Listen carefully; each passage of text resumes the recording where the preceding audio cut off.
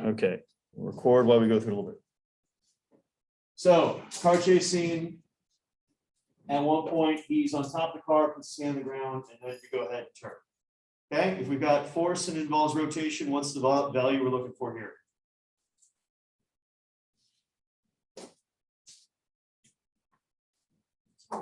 Torque. Okay, so our unit should be in what? Newton meters.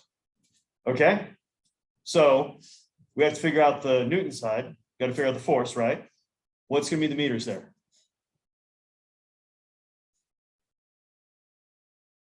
What you thinking, Peralta? No, it's okay. It's okay. Take a shot. What's going to be the length of the lever arm?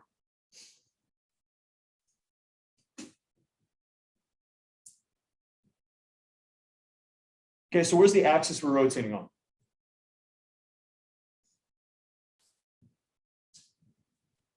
What's the point of rotation in this example?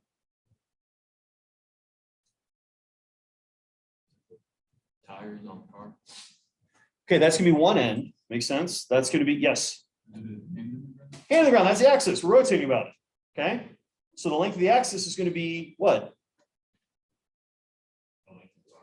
Yes, plus the vehicle itself. Make sense? This is going to get real weird real fast.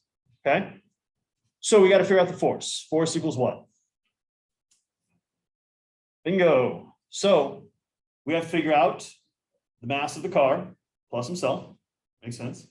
And then we got to figure out the acceleration. So we're looking at the change in that velocity. Does it make sense? So that's why we're trying to figure out how fast is the car, how heavy is the car, the surface they're driving on, well, it's asphalt. Momentum is going to equal what? Bingo. We know how fast the car is moving, we know how heavy the car is, and he is, plus was it a sister that's driving it canonically in that movie? Right? So from there, we've got the momentum of the objects, and the rotation, well, how many degrees does it look like it turns? Okay, so some of these are pretty simple. You just have to watch it, ballpark. You have to look up, I think it's like an Audi they're driving or something like that, and you just look up the make and the model of the car. It'll give you the typical weight of the vehicle. Things along those lines. Okay, the next one is the one that so many people jack up. It is hilariously bad. That is not to demean anyone's hard work. That's because this is pretty easy. Okay, so this is the scene where he's got the suit on the mannequin. Okay, kicks the mannequin goes flying, right? Okay, how much do we think a mannequin weighs? Google it. Make sense? The Black Panther suit is in a freaking necklace. You think it's that heavy? You think they're just putting on like a 300-pound necklace, like, oh shit, I'm just walking around? No, looks like it's just a couple ounces. Okay, so from there, if you've got the weight of the suit, weight of the mannequin, force equals, we know the mass of the mannequin, and acceleration is going to be effectively from the point at which he starts this kick on the mannequin to the point at which he's no longer touching it, and then how far it sails through the air. Make sense? Because then we've got our velocity, then we've got our projectile motion. Makes sense? So we can work it back and figure out what the acceleration had to be. Questions? Good. Okay, so ready? Markers at 0, right?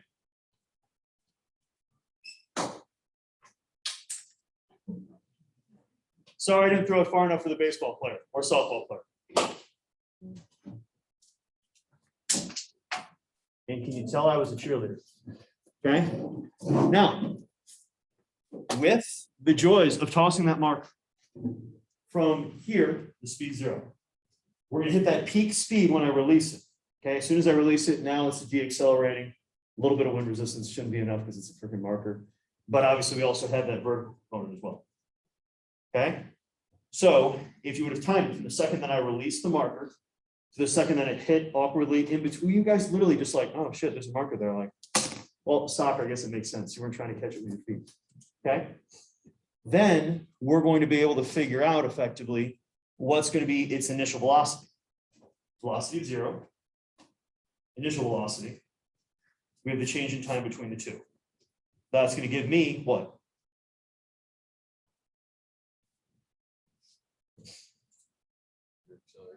The acceleration.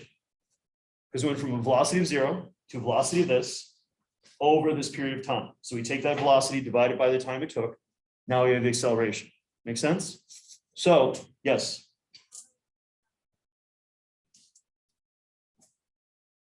Who cares? It hit the ground. We only need the initial. That's not fair. You have a decent question. The key is we're looking for the initial force of effectively hitting the object, and then how far it went. Oh, actually, this could be entertaining. We'll go this way. I want you to hit it that way. Awesome. Good job. I was looking at the distance. I was thinking I think you might hit it into you from the angle. Okay. Now, did she really hit this for very long? Heck no. Did it have a pretty decent velocity? Now, the final velocity is important for whatever it runs into. Make sense? The initial velocity that she gave it is going to be what we're caring about for the amount of force she had to put into it to propel it over there. Now, mind you, if I did the same thing with like a 30-pound med ball, we think it's going to go as far. No, it's definitely still going to probably move. It's just definitely not going to launch at that velocity because it's the same force, just a much larger mass. So we're not going to have as great of acceleration. Does that make sense to you guys? Does it, Abby? Yeah, I just don't know how to find like the acceleration and velocity. Okay, remember, at the end of the day, our acceleration is simply going to be our change in our velocity over our change in time. How fast is the mannequin moving at the beginning of the scene? 0, it's just chilling. Okay. How fast is it moving as soon as he gets done kicking it and it sails through the air? Does that make sense? That's what we're trying to figure out, because you figure how far did it fly before it hit the ground and what distance it covered. Make sense?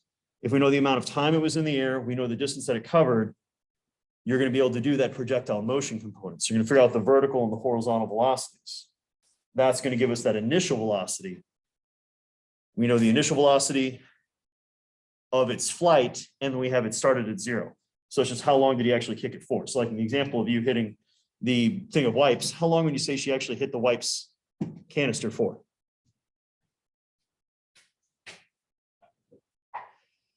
Probably less than that. And that was pretty quick. I would say just a couple tenths of a second. So she accelerated it incredibly rapidly. Okay. Now, the antithesis is whenever obviously he tries to kick the suit and he goes sailing through the air. It looks like, if you're just watching the scene, the mannequin and him fly about the same distance. So if both of them fly about the same distance, but they obviously don't weigh the same, is the suit actually transmitting the force that's been put into it back into the other object? No, it's actually doing something like amplification. Does that make sense? So like, if somehow we were going to ask for this canister now to try to, no offense, slap your hand back, or we think she's going to go sailing into her classmates next to her. No, she'd be like, oh, that hurts. Oh, sorry, I did this. It's like, oh, wow, that hurts so bad. You know? Questions? What we're doing? Yes. So the mannequin hand, because I couldn't find a video. No, it's okay. It's okay. I thought the mannequin just like stayed still. Yes, but then it hits him and he goes sailing back the other direction. If you guys are having that big of an issue finding it, I'll try to update the video links again. But that should hopefully be something you guys can find. Find a friend that has a Disney Plus subscription and go take advantage of it. Is it on any other streaming platforms you guys know? No? No? Okay. All right. So this one, it gets freaking wild, okay? If we're looking at, and I just enjoy drawing it up because it's pretty entertaining. And also be prepared because there's going to be a little bit of blasphemy in a couple seconds, depending on the perspective that you guys have and sense of humor. Okay, so we've got the boat that's effectively been fractured down the center. Remember, my sister is the artist. Okay, so we're trying to ballpark effectively how much the thing weighs, and then in the middle we have our, Spider-Man crucifix hole, along with all the other spider webs trying to keep it from falling apart on either side. Okay, this is wild. Our fulcrum is down here. Okay, so effectively, we're looking at the force by, notice our force vector, where we're going to have part of it trying to fall out towards the center, flopping over, and then part of it trying to go down, obviously, into the water. I already gave you the pivot point. It's down at the bottom. Okay, so you can see how it's falling apart, essentially like a clamshell. Weigh the ship with everyone on it. How much does the New York ferry weigh? Make sense? Plus loaded up with X amount of cars, individuals, and yes, we're going to figure the average American weighs at least 200 pounds. I was just gonna ask if we. Absolutely. We're just looking at the pure weight right now. You're trying to convert into force, but hey, that's good. That's good. That's now, okay, kind of nerddom here. Why do I like to pick things from the Marvel Universe? The Marvel Universe is supposed to take place on Earth, which means we know what gravity is. Emphasis on where it's supposed to. Lever arm we're just holding on to. Now we're thinking about how tall it is. Makes sense? And trying to ballpark like, okay, how far would that webbing be effectively from the bottom? And then obviously the force vectors, I've already drawn out the basics. You guys would have to go ahead and do your best to mathematically come up with. Does that make sense to you guys? When in doubt, draw it out. That might be some of the best drawing I've ever done. All right, so finally, first Avengers movie, literally where the Hulk just punches Thor in the head and Thor goes flying. Same basic concept. In fact, once again, thank you for giving us a great example of it, where we're literally looking at essentially from the point of which starts touching Thor's head to Thor goes sailing. How heavy is Thor? We know his mass. We know how quickly he's accelerated. We can figure out the force required to propel him that quickly. And that number is going to be bonkers. Questions, comments, concerns?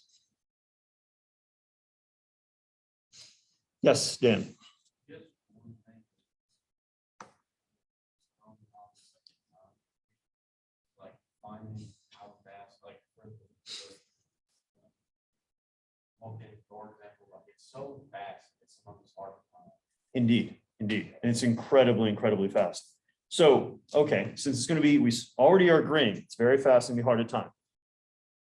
If you're going to give me a time value and you say effectively that contact time was only a tenth of a second, that sounds pretty blue. That contact time was 1 second. What are you smoking? Okay. Now, remember, we can go to the settings. We can go and put in quarter speed playback, and even then, it's incredibly, incredibly fast. So I do not expect perfection. Instead, when you guys write out your math and put out your logic, it should make sense. If you tell me that the New York ferry weighs 1,000 pounds, once again, I'm going to ask for where you're getting your prescriptions. Okay. If you tell me that the New York ferry weighs a couple 100,000 pounds, makes sense. Your average car weighs typically about 2,000 to 3,000 pounds, especially if we're compensating with the giant pickup truck. Now we're talking about a 4,000 pound vehicle in certain cases.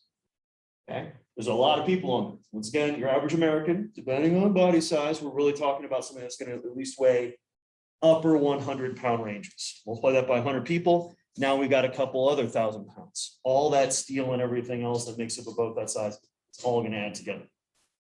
Literally Google the car that they drive in Black Panther. Figure out its weight. His sister does not look like she's very big. Okay. Does this make sense? So I don't expect you to get those time components perfect. Instead, have a pretty decent idea of what it's going to be. Okay. Yes. In Gesundheit.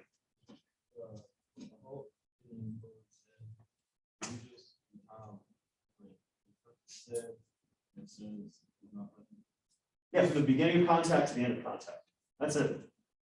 Because that is going to be the actual application of force. Any of you guys have been punched in the face, which There's a good article I suggest you guys read at some point, which is called "I'll Never Trust Someone That's Never Punched in the Face Before." But that's another entire conversation here. Does the punch hurt before the hand touches you? No, hell no. It's from that moment of contact, and especially in the driving through. That's going to be where we're getting that exchange of force from the kinetic energy of their hand to potentially parts of your anatomy. Yes. So like, and velocity is an acceleration. Velocity is a whole. And then the time of the acceleration is the. Okay. So ask yourself, when is force being applied? Okay. So in that throwing the marker, slapping a poor defenseless thing of sanitizing wipes, the only time this velocity is changing is when something is physically acting upon it. As soon as I stop pushing it, that is it deaccelerating coefficient of friction, otherwise stopping it. Okay, so actually in this example, this is doing something. If I was to throw it, the second I let go of it, that is it deaccelerating, no longer I'm acting upon it. So the reason we look at that initial velocity is that of effectively all of the change that you made, especially if we think about right now it's at 0 and then it's at something. So you're only trying to figure out when we're looking at the force is effectively that acceleration component. Mm-hmm.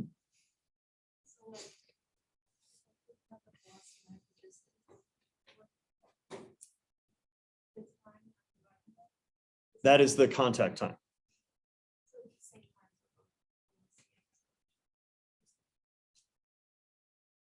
In the specific sense of when we're talking about the force producing component. There's the reason I say the time is relative is the fact that there's going to be the flight time itself. Makes sense? So like the time of which nothing is longer acting on it.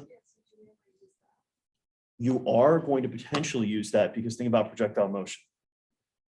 Because in the example, okay, we're going to go outside. We're going to have Ariana throw a softball as far as possible. And we're going to try to figure out the force she did to produce the throw. Okay? So we can literally have her start at one location. We have her throw the ball, okay? And we are going to stop time the second the ball touches the ground. Okay? Now, we're going to be able to measure that distance from effectively where she is to where that ball hit the ground. And obviously we're going to have to figure there's going to be a little bit of fall. You know, with her height, you figure she's releasing the ball from what, about 3-4 feet off the ground? From your normal release position? That was a short joke. You just walked into that one. Okay, no. So at the end of the day, we've got the distance over that period of time. Which of our velocity vectors did we already just solve for?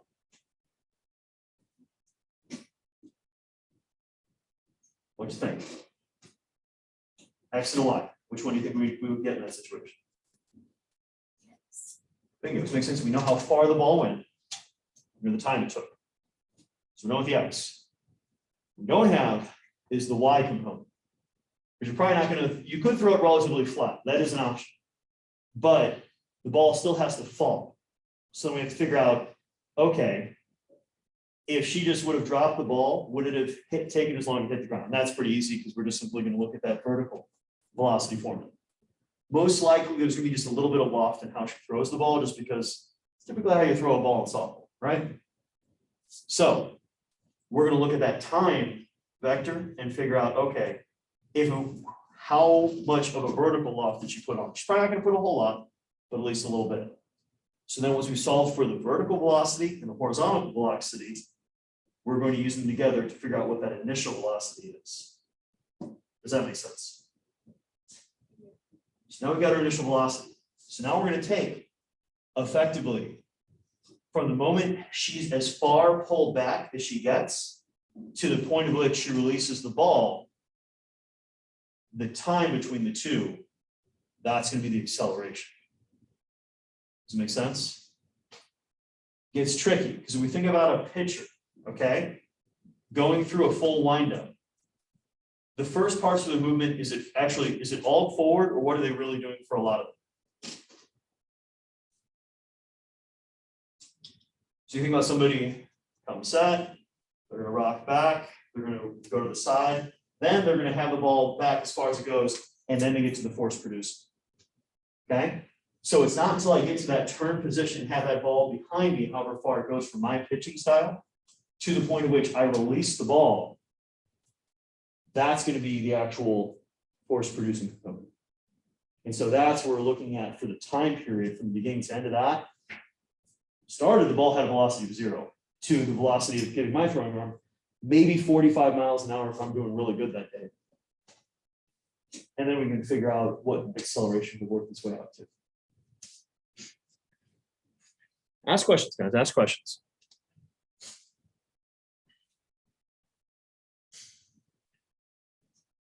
So we're good? You guys need any more?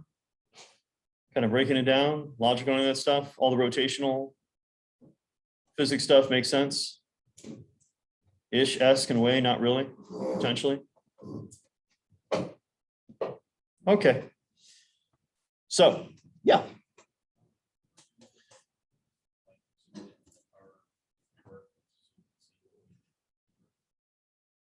Yep.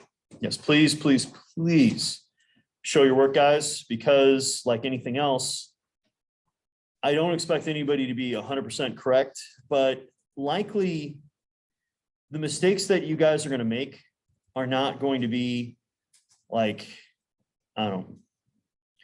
They're not going to be something that's like ridiculously embarrassing where it like makes absolutely no sense of how you managed to solve this problem. Instead, what it's going to be is you probably didn't break down one unit correctly. You kind of made some false assumption or otherwise. So I'm going to be more than happy to go ahead and for us to pause and go through it. Okay. Now, obviously, with the rotation, we're going to be, notice now, this is really where we're living in this box down here for what you guys will be doing for a lot of it. Okay. So let's have a little bit of fun with angular momentum. Okay. So I want you guys to go ahead and get in your groups. Get in your groups.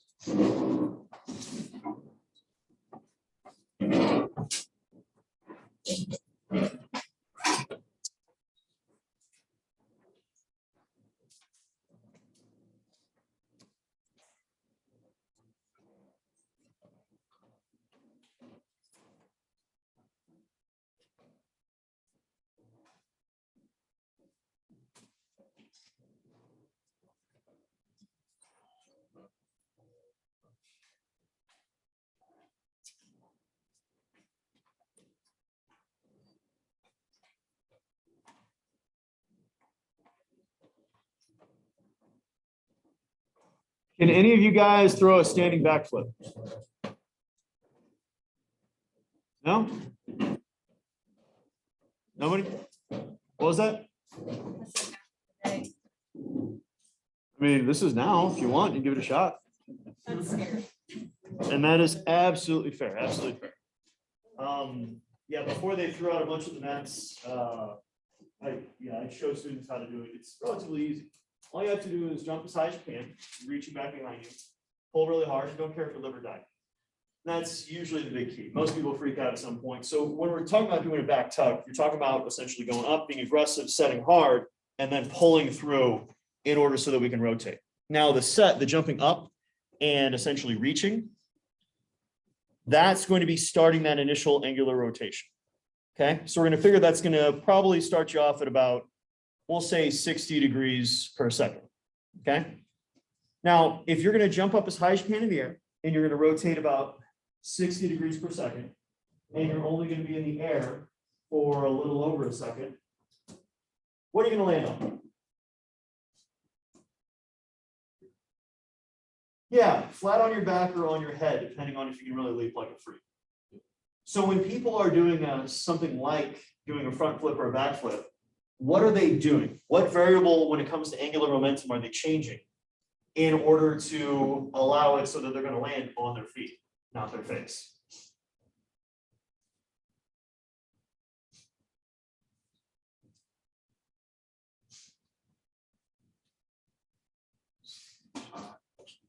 I don't understand the question. That's okay. So. Well, you guys understood this. I understand what we're gonna talk about. No, you're good. What are the three different units we have here, guys? M stands for what? It stands for mass. Okay, are we gonna be able to change our mass when they're middle of the back tuck? Maybe. You could be vomiting on yourself and losing weight in other ways, which would be effing terrifying. To see this human being kind of spraying out of multiple orifices at the same time when they're flipping. Yeah, don't want to be near that, Miss Wilson. That's just not very hygienic. Okay. Plus, it's also assuming they're doing this not wearing any underwear otherwise, so it's even more terrifying. Okay. Or we've just found a very niche corner of the internet that I'm terrified possibly exists. Now that I say it, probably does. Anyways, okay. What's the K stand for? Radius. Okay. When we're looking at somebody's radius, specifically whenever they're trying to do something like spin, what are we really talking about that radius? Just like the orientation of their body, like in a backflip, like your cut. So like obviously like the radius is shorter. At some point. So that initial, that jump and reach, you have an incredibly long radius because you've got the length of your arms in an extended position, your legs in an extended position. That's what I mean. Your initial is gonna be 60 degrees per second. Once we start an object rotating, unless it's encountering incredible drag, friction, or otherwise, remember, angular momentum at the beginning and the end is gonna be the same. So that we can change. And when we change it, in turn, what's the lowercase omega, aka looks kind of like a funky W? What's that stand for?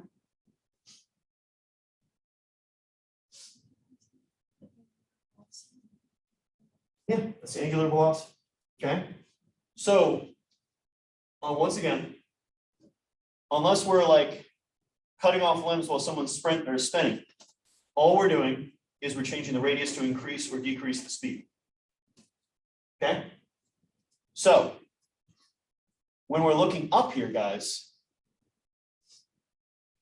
if we know that initial rotation, which we said is 60 degrees per second, okay, in your group, go ahead and just pick we'll go with the tallest person in your group and figure out, just try to ballpark effectively, because we should have that from a previous lab, not that you guys have it on you right now. What is going to be their radius if they're in that longest extended position? Okay, whenever you're ready.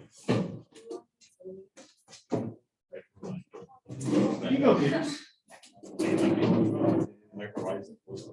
Meters or centimeters?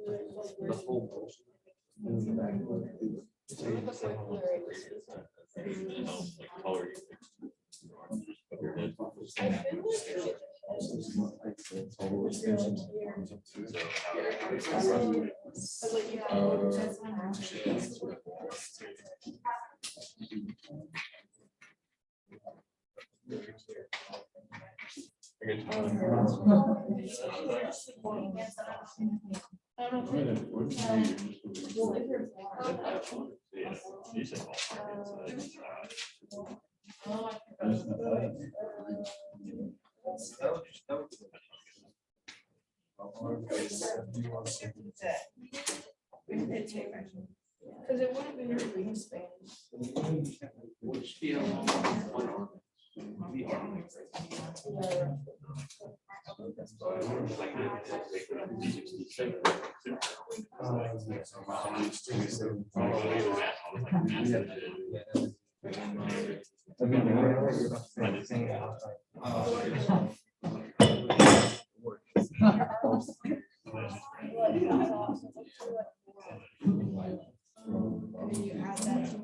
Now, folks, after you guys are able to discern what you think that radius is, whoever you think is going to be the best at it right now, literally time how long they're in the air when they jump.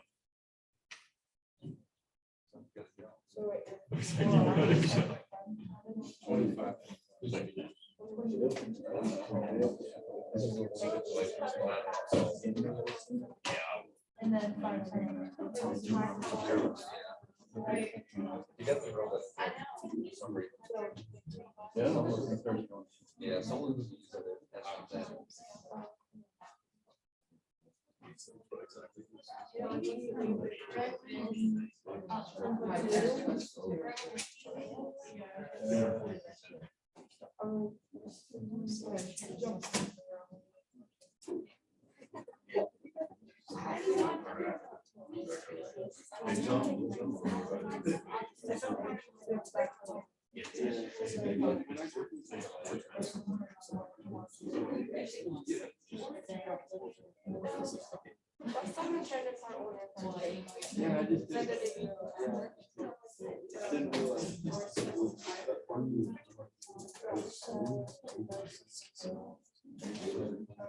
We gotten to the point where we measure that jump yet, folks?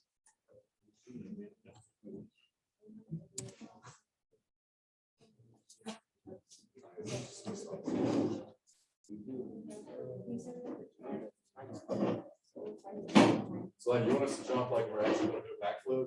Hell no, I just want you to jump as high as you can. That's what I was talking about, like, not like try a backflip, just like jump like. a backflip. So we got an idea of how long that flight time would be. Make sense? Yeah, well, that's what I mean. So jump as high as you can, and you have your partner there, it's time to take off the back of the net.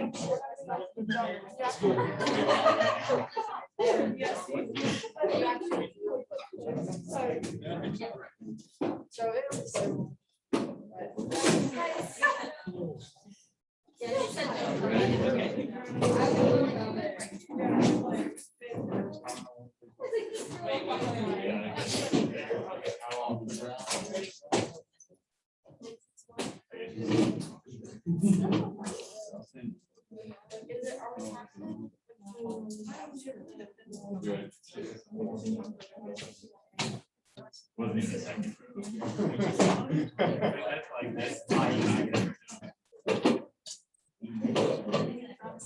There we go. All right. So, folks, what do we know? We know, does the mass matter for the angular momentum right now? No, it's not changing. So M in the beginning, so what we're looking at here, right, guys, is going to be an H1 is going to be equal to H2. Okay. And the biggest concern is, are we going to actually do the backflip and land on our feet, or are we going to do the backflip and land on our face? Okay. So how many degrees do we have to rotate? How many degrees do we need to rotate in that flight time period? Yeah, we'd hope for about 360, right? Or 180 if we want to be a decent organ donor. Okay. So we're going for 360. However, our initial rotational velocity, okay, we said was only 60 degrees per second. Not going to be enough, right? No, sir, no how. However, we also have that radius squared. What we need is to change this radius to be bigger or smaller. Bigger or smaller. Smaller, okay? So that we're going to get closer to about, well, take the amount of time that person was in the air, and effectively, that's what you're going to divide by 360 degrees. Makes sense? So if your partner goes in the air for a minute or minute and a half, Jesus. Yeah, let me know what it's like to actually jump up into the clouds. If your partner was in the air for a little over a second, they don't actually have to rotate at 360 degrees per second. They can go a little bit slower. But if your partner was in the air for less than a second, hot damn, they gotta be rotating pretty quickly. So if we know what we've got over here, we know that initial, because you guys figured out that radius. Now you're going to figure out what that second radius had to decrease in size to. Does that make sense to you guys? Okay. No, I see a shaking of the head. No. All right. Where am I losing you? The entire thing. Awesome. Sounds good. Yeah, come on up here, buddy. Lift weights. No, it's okay. It's okay. We're gonna have a little fun. Just go and take a seat. Take a seat. Okay. You want to use each hand. Each hand. Hold it near your chest right now. Okay. Get your feet off the ground, feet off the ground, feet off the ground, okay? Put your hands out wide. Put them back in. Put them out wide. Oh, no, no, slow down, slow down, slow down. It's not a workout, it's not a workout. Hold them, okay? Come back in, come back in, come back in. Okay, keep them there, keep them there, okay? Hands out wide, hold them there. Why? Why? See how he's slowing down? Good. Take a break, take a break. Why is that? What do we just do? You can take a break. I'm not trying to make you dizzy now. What is it? Increase the radius. We increase the radius. Same mass, but notice now we're pushing that mass way further from the center, okay? So it looks like he's slowing down. He has the same angular momentum. He's losing it slowly because of friction and otherwise. You can go ahead and take a seat otherwise. If you want to use the more comfortable chair, I understand, okay? But his angular momentum is preserved. So the way we get someone to flip faster is we're going to shorten that radius because we're going to have the same angular momentum. And now since we have a much smaller radius, we're going to have a faster rotation. Now is it clicking a little bit more? Yes.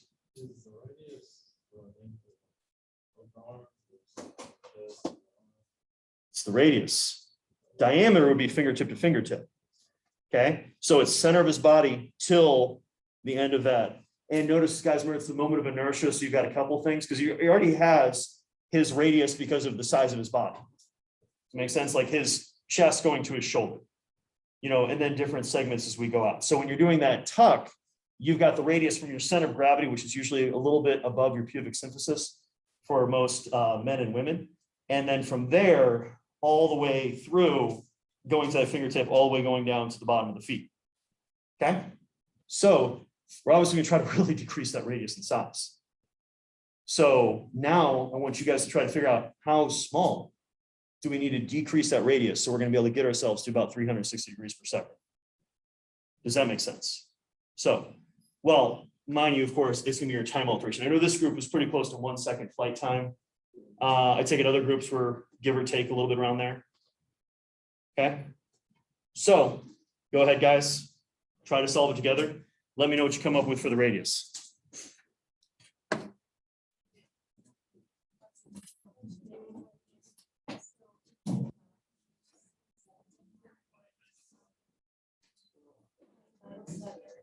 Like the radius. Center of gravity, right? What's up? Like would it be like center of gravity, like So you just take the height, just take the height. Makes sense. oh, it's 28. That's going to be the radius. So you take that, then square it, so then you actually have the actual true radius component. Then you've got the initial rotation, which is 60 degrees per second. So you've taken care of the one side. Then the other side. Well, we know we need to get you up to the 360 divided by 2, whatever the heck that is. Factor it, put it through what you already know, then you're actually going to be able to figure out the radius. Well, the radius squared, it's next to the square root. Makes sense here. It's going to be good old fashioned, guys. You're going to have to go back and forth. You're going to have to go through. How are you guys? So we don't know that, right? Yeah. Where did you start? Yeah. So we got everything right last one. Well, you can just weird. But 3 inches is 4/3. Okay, the first one just write out. Okay, so when we say H1 equals H2, what all goes into H1 all goes into H2? Oh, wait, oh, yeah. On that side. So like our rotation times the 60 velocity. 120. Yeah, the equals the same thing, again, which is going to be mass times radius squared, okay? Mass is G, cross out both ends, right? Okay, we know your initial radius. So you can actually figure out what that squared is. Sweet. Did you? Do we know, Oh, no. we know what your initial rotation velocity is? What's that? 423, 429. Oh, no, that's gonna be the final rotation speed you need. No, that's good, that's, you got your second rotation velocity, so you can plug it in there, and then you've got 60 over there. It makes sense, we initially are going 60 degrees per second. So then we have to do some back and try to solve for that final, what is the actual radius? So you're making sense, right? Okay, you're gonna take this. What did you swear? Probably yes. One square, it's gonna be- Yeah. The right, Yeah. So that. So do we plug it in? Or how much? So where do you guys? So. So it's all eight two, then two. Yeah. 89.60. I don't know. It's gonna be a massive. Okay. Was that 89 squared or is that 89? I don't know, I'm literally trying to do it. You guys should be in years. So like that. It's Square. Times 60.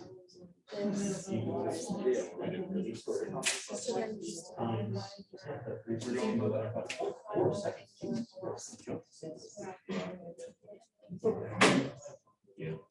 It'll give you guys Because then we'll about- just put in probably 6 or D. It's just like this. Right. So, we just factor this. So Oh, so is it like? you can already. He's like. That's fast. With our flight. Yeah. Yeah. I think it's. Now, what do we do? Because he's like, your range. So like, you know, Oh. Then you're really left with 29 squared. Yeah. 960 divided by 900. I'm just concerned for that. Then you just apply that by. Like so. that's something that he works with. We got all these numbers down. Yeah. Okay. So Right. I wrote down a bunch of random numbers. Okay, so Sorry. what's the radius? This was the flight. Just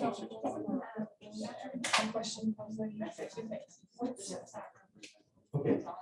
You got the 39.8 or whatever we ran through everything. Yes. Okay, so you took that radius squared. Yes. Equals that 360 divided by 20.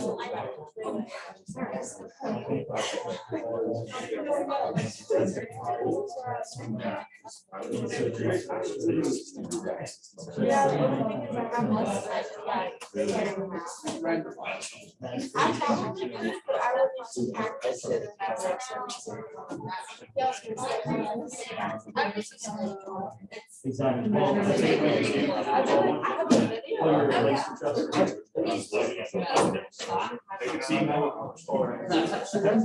That's because we really shortened the radius that much. So that's, which makes sense. And then we're in the so. Yeah. Just spend. Exactly. Lord knows I've used enough preps in my life. All right, you guys came up with your answer, you're still trying to factor it in. I think we're good. Right, good, okay, so folks, I think we've been able to go ahead and discern an answer that might look somewhat rational, okay? Oh, there you go, we're already kind of doing like weird, awkward gang signs of, I don't know. That's okay, what do you guys came up with, Ellie? I don't know. I have 49.826. Yeah, there you go, and so that's gonna be the centimeters. Makes sense? Okay, no, it's fine, So, think about, and we used the example a moment ago, effectively, of how tall are you? About 6 foot. So if we convert that out of American, I think that's about what, like 1.8, maybe 1.9 meters tall? Probably 1.8, somewhere about there. Okay, so how many centimeters did you have again? The number you said that you weren't sure about. 49.826. So it is a little less than half a meter. Radius, okay? So you put the diameter there, you've got about 1 meter. She's obviously tall. Congratulations. Now, whenever you've got your knees to your chest, No offense if I do that again. I'm sorry to put you on the spot. So she really tucks herself in the ball, because when you're tucking, guys, you're safe in the ball, stay in the ball. Do you think there's any point from her center of gravity that's over a meter in length? No. That's what we're doing. When we're getting in that tuck position, we're shortening our lever arm of our body so that radius is really tight. So our rotational velocity is going to increase massively. Does that make sense now? Does it? No. Okay, I'm not gonna lie. I don't know what I did to get that number.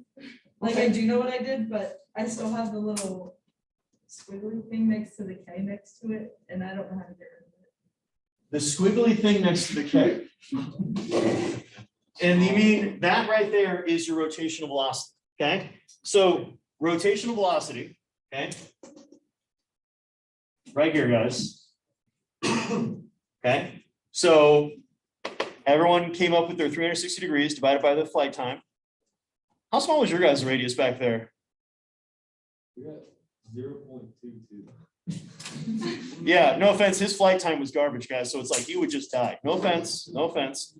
That's part of the back tuck where literally you have to be able to jump high enough. And as you suspect, the person that can jump the highest has the greatest amount of time to flip.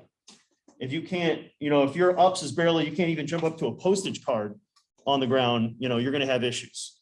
So the greater the amount of flight time, effectively, the smaller this value is going to be, which in turn is going to allow you to have a larger radius. Okay, so then we're going to go ahead and factor it. So whatever the number you came up with here for essentially your, we're going to call that W sub 2, not squared, because I realized how that can be really confusing really quickly. Okay. So now this would be our K1 and this would be our W1. So we're going to factor it over here to where now what we have is our K sub 2 squared is going to be equal to our K1 squared multiplied by our rotational velocity over our K sub 2 squared. Jesus, Mike, you need to sleep more. These are the positive things I say to myself, okay? For that rotation. Does that make sense? So now, in order to figure out what this really is, we take the square root and we take the square root of these sums. So then we're left with simply going to be K sub 2 equals K1 squared times our initial rotational velocity over our final rotational velocity and the square root of that entire sum. Still not making sense, is it? How do we find the initial velocity? That's what I gave you guys, which that initial velocity was set at 60 degrees per second. Okay. Now, actually, let's go ahead and use the power of the internet since I know I've got myself hooked up here. Guys, if you have questions, please go ahead and ask them.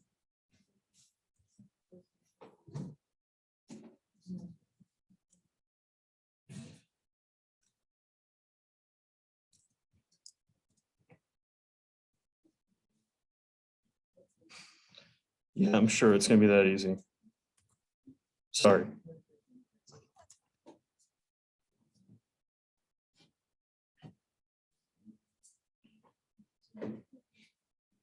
We have the joys of ads first. But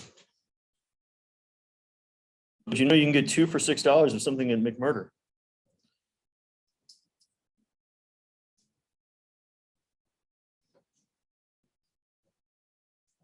My God, this is definitely how people die.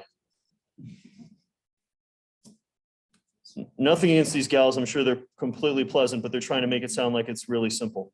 Like, yeah, this is how you learn to do a back tuck in 10 minutes. This is how you learn to give yourself a nice little brain injury in your basement. Okay, so now notice, guys, when it comes to something like a back tuck, they're initially, you see how we've got a massive arm backswing. Okay, the rotation is actually starting before you get off the ground. What I want you guys, actually, let's go and slow this down. So it's gonna be even easier for you guys to see it, okay? So if you really wanna not kill yourself when you're trying to do a standing back flip, you're gonna go from having that hard set position behind to a massive open position. So you're really trying to get your arm behind you. And that in turn is gonna create that initial rotation. That's that 60 degrees per second. Now, folks that are really good, they're gonna have an even higher initial rotational velocity, okay? Now from here, you have the natural flight time because you're gonna see where her feet leave the ground. Let's try the left click button. So you can see how she sets, reaches through, tucks in a tight ball, and then boom, lands with a nice rounded lordic spine. Okay. Tucks hurt, even when you're good at them, trust me. But how long was she in the air for? And notice this was on quarter speed, so it's going to be even extended. Did she have a whole lot of time to do that flip? No. So that initial velocity is what she's creating as she's jumping off the ground. Because notice how far she jumped backwards.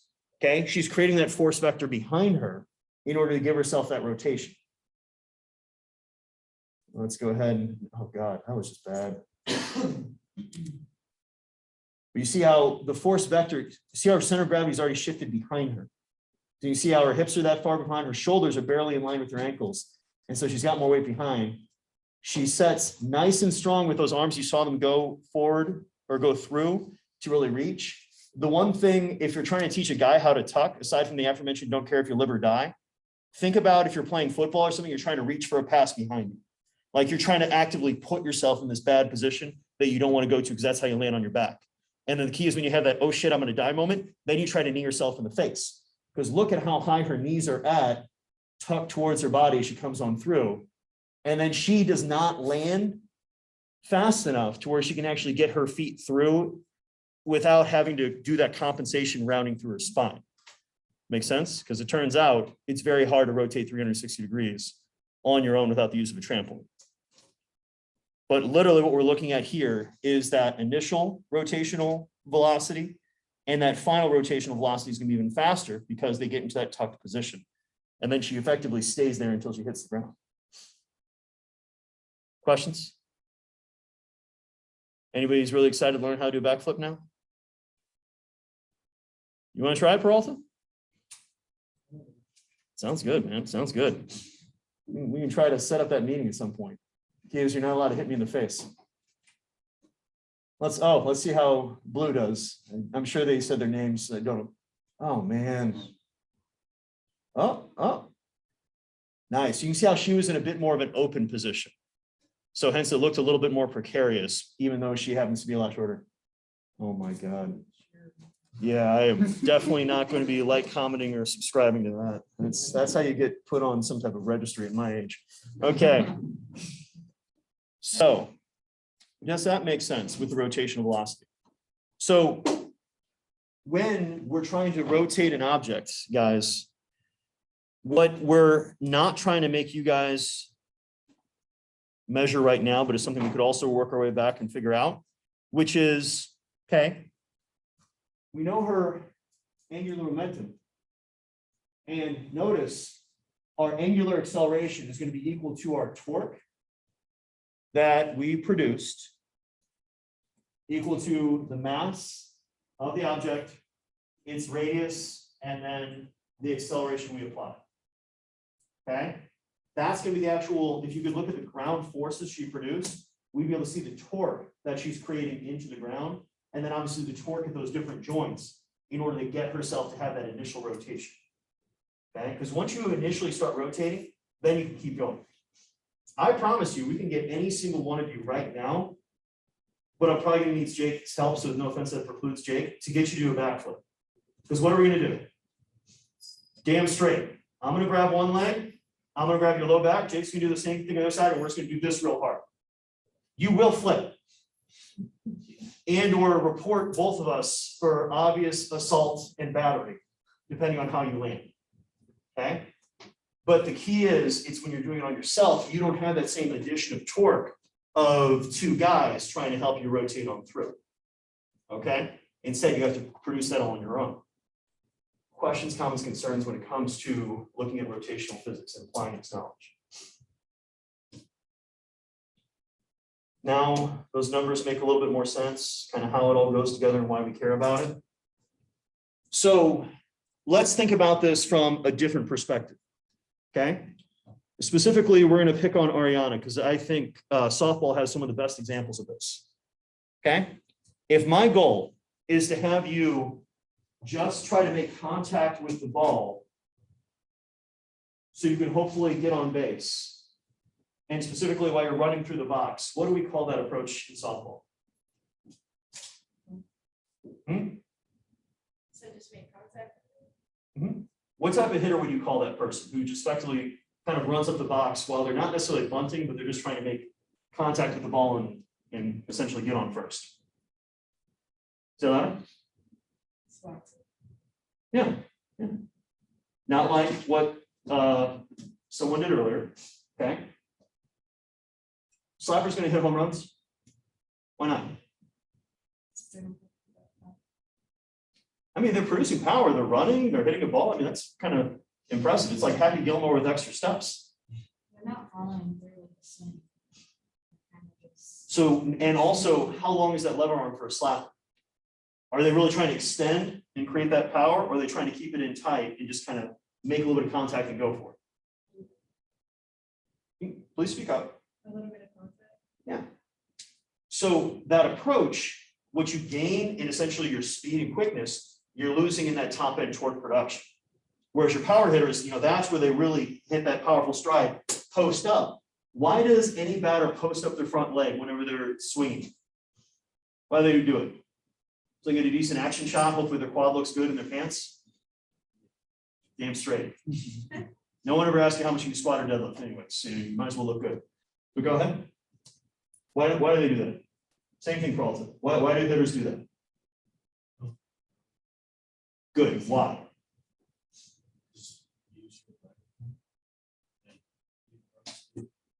Bingo. Does that make sense? So when I step into it, but I block this leg, my hips naturally have to turn.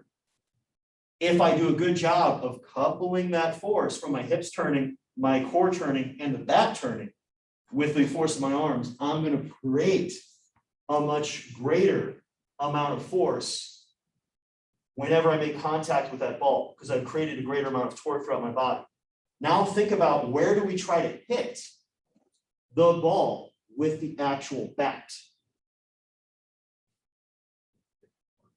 On the thick part. Yeah. Right on where your hands are at. No. Why is that? Center of the barrel, sweet spot. Good. And why is the sweet spot center of the barrel? Like, it's not really the center, it's more really at the distal end of the bat. Why is that?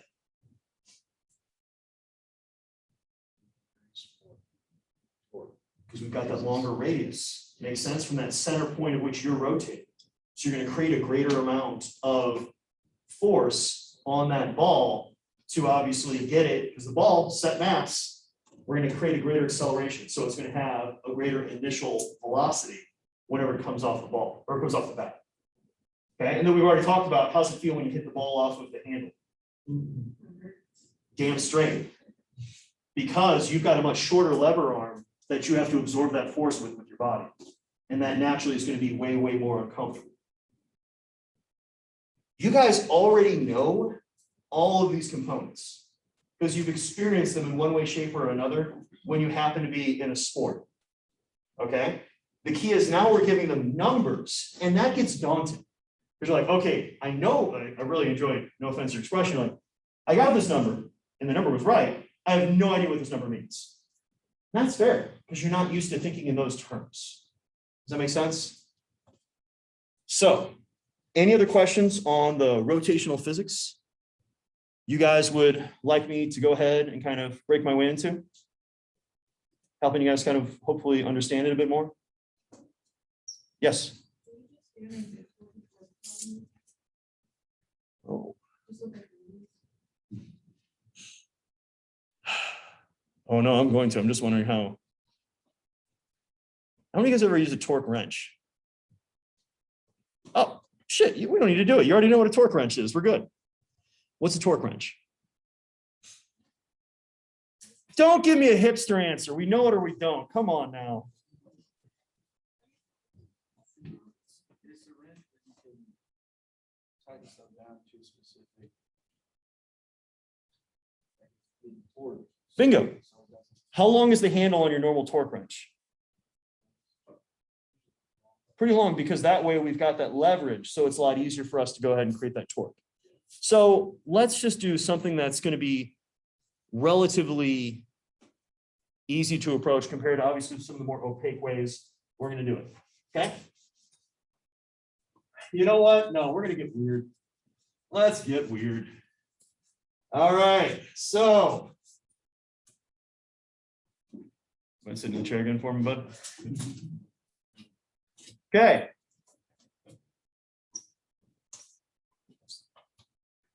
All right. Couple things. We need to do, I want you to face this way, okay? I need one person with the phone, make sure you get this feet off the ground, okay? Until he's facing forward again, okay, with his chest, if you want to track with your head so you don't get dizzy, go for it, okay? I want you guys to go ahead and figure out that time. So we're gonna figure out his rotation in degrees per second, okay? As long as, sorry, are you okay with me spinning here, dude? Okay, sorry, I realized it, yeah. Doing a shit job of asking for consent. However long that I'm actually applying force to is me producing torque on him. Okay, so that's going to give us our impulse. Does that make sense? Okay, so ready, set, and go. How fast is he rotating? Good work, bud. Okay, so he went 360 degrees in 1.11 seconds. So we've got a rotational velocity. Okay, what was this initial rotational velocity? 0. So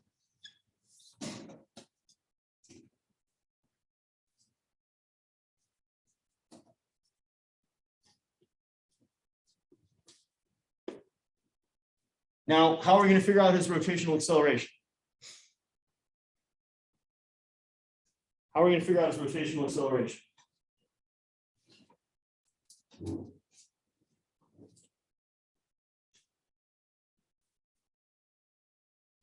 How long did I apply force to it? 4. Oh man, you guys didn't measure both things. They said I had one person to measure the one person to measure the other, and oh, that hurts. That hurts. Okay. I got to spin you again. I'm sorry about that. No. All right. So we need 2 different measures, guys. How long did I apply force to? And then how fast did he rotate to 360 degrees? Who's doing what? You've got the long, however long I'm spinning for. You've got how long it takes him from the start to the point at which he's facing forward again. Ready? Set and go. So, I got 1.01. Okay. Ooh, that's faster. And the change was 0.7, 0.71. Okay. So our acceleration, guys, it's going to be that 360 over 1.01. And then that number, because when we get the acceleration, is going to be divided by 0.71. And that's going to give us that acceleration. Does that make sense? Because it's a change in velocity. Okay. Now, what else do we need? We need his mass, and then I mean that chair. We're gonna say it's 5 kilos. It's not very heavy. About how much do you weigh, bud? 170. 170. Okay. So when we convert that from freedom units into communist units, that's going to work itself out to be about. We're about like, gosh. We'll go about 77. So altogether, the mass of him on the chair is going to be about 82 kilograms.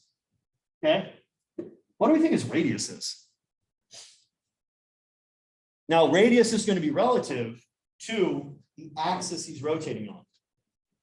So the axis he's rotating on is relatively small. It makes sense to no, yeah, exactly. it's not just the width of his shoulders, but it's literally from the center where this chair actually rotates to the length of his legs and otherwise throughout. So it's not very long. How long would you guys guess the radius is?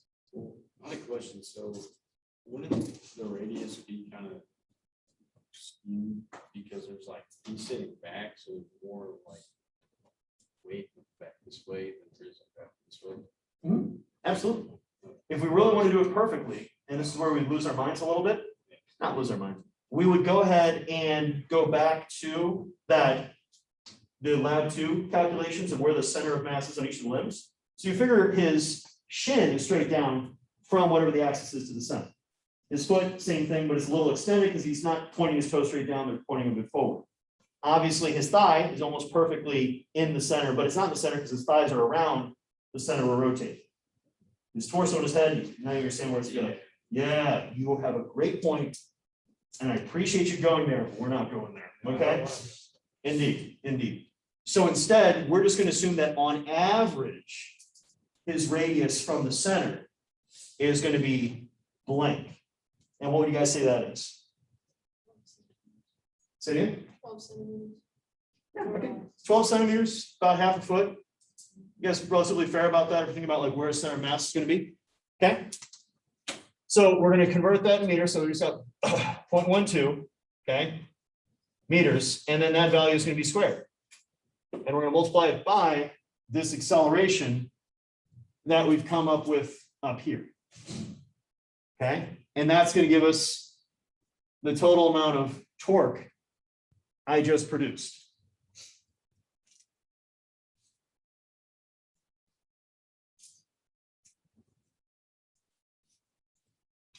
Yes.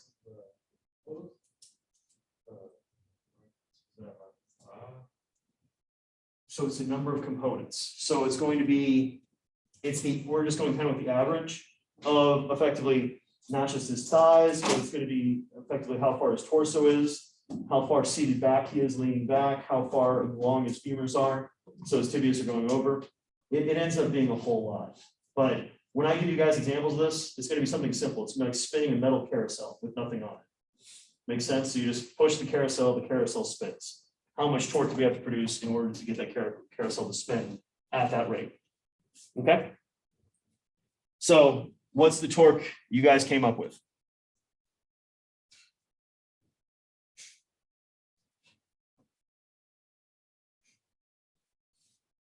I got 590. 593? I don't, that doesn't sound too far off. That's what you guys came up with? You guys have to remember is I'm very strong. No, but in all seriousness, like I said, the forces we're going to see being produced is going to be relatively high in certain situations.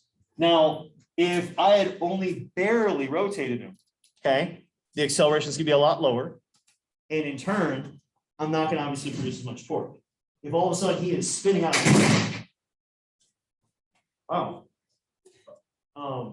sorry.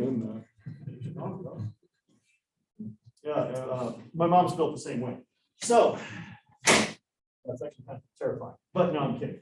So at the end of the day, when we're looking at that torque production, okay, and we're looking at that rotational velocity, okay, where are we naturally going to be doing this torque production in order to create a rotational velocity that's really important to be successful in certain sports?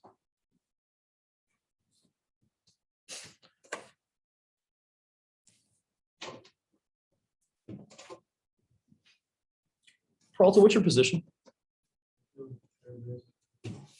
If every pitcher you faced only had a fastball and a changeup, how much easier would your life be as a hitter? What's the hardest pitch for you to hit? Changeup, actually. Really? Good on you, man. I never really solved well for a curveball. Changeup? What's the one that's hard for you? So it's that movement. Now, don't get me wrong. If you're used to a certain velocity, then all of a sudden the velocity drops. I can see how you can just, you don't know how to slow yourself down enough. But what we're really looking at for a curveball is we're really putting a rotation, putting that torque on the ball. Now, aside from putting a really good rotational torque on a football, so it actually does a spiral, not a Tim Tebow, okay? That's something that's going to help with sport. But where else are we going to see the same type of torque production or in order for folks to be successful?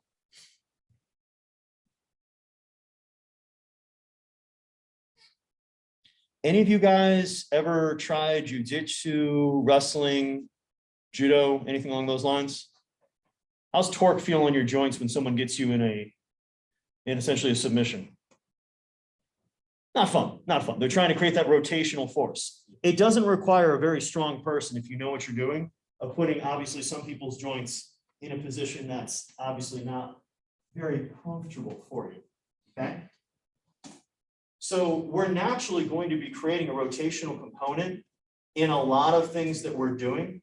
And think about a spin move. Think about a juke. Think about trying to, what do you call it when you're trying to curve a soccer ball? You're trying to put a little spin so it arcs a little bit.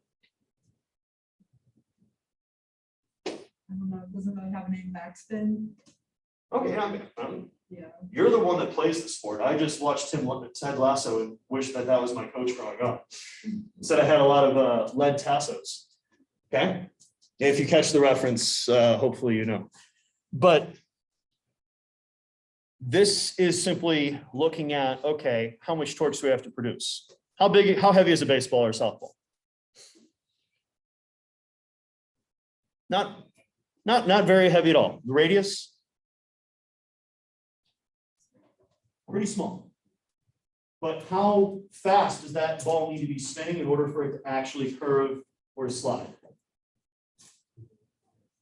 Okay, are you guys familiar with kind of the spider tacky thing that went on with pro baseball this past year? Okay, spider tacky is typically used in strongman. You put it on your forearms and hands to pick up those atlas stones. But if you put it on your hand, it gives you a little bit extra grip. And what was it like pre the breakdown? Wasn't there like essentially like it had been the lowest ERAs in professional baseball? Yeah. Yeah, it was like, but like compared to like a number of years, like all of a sudden pitchers got a lot better, which unless we stop drug testing, there's probably no other reason that there's something going to get that much better. And that was literally just giving them a little bit extra grip on the ball so they get a little bit more rotation on the ball.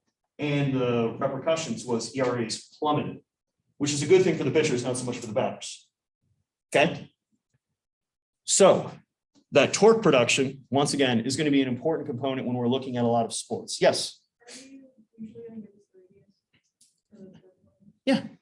You guys are going to have the values that you need, or you're going to have a way to discern what they are. So if I say the radius is 50% of their height and I give you their height, it's like, that's your job. I might say like the diameter of what do you guys call it when you guys were kids on a playground? The thing that you would essentially kind of run around and spin and then hop on and it would just kind of keep spinning. We called it a carousel where I grew up. You guys maybe call it a merry-go-round or something like that. Okay, so just want to make sure that's like a real easy example. So all of you guys running and pushing it, that's you guys in that torque producing to accelerate the object. Then once you guys jump on, now we've increased the mass of it. And it's going to keep rotating, friction is going to naturally slow it down. But if you were trying to all push it, well, if one kid was trying to push it and everybody was sitting on there, it's going to take for damn near ever to try to ever get that thing to speed. Okay. Sweet. We didn't talk about the spine at all. You guys have yourselves a great day. We will chat more about that stuff later. Yes. Yes, I still want you guys finishing up that part 2.